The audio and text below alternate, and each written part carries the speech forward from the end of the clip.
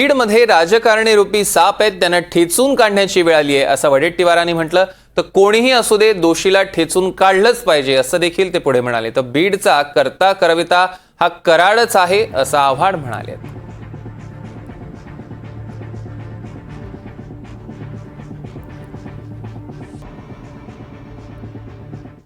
बीड म्हणजे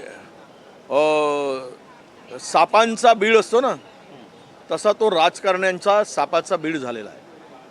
खरं म्हणजे आत्तापर्यंत धनंजय मुंडेंना सहआरोपी करण्याची आवश्यकता होती आहे. हे सर्व शोधला, सीडीआर चौकशी केली, आता मुख्यमंत्र्यांनी चौकशी बंद करून टाकली.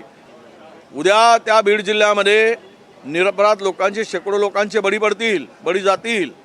त्याला जबाबदार कोण असणार? म्हणून सरकारनं लक्ष घातलं पाहिजे आणि ते जे काही गुन्हेगारी आहे बीडची, कोणी असू देत, ते ठेचून काढण्याची ताकद सरकारने दाखवली पाहिजे. अहो, मी पहिल्या दिवशी सांगितलेला की याचा करता करविता हा वाल्मिक कराडच आहे.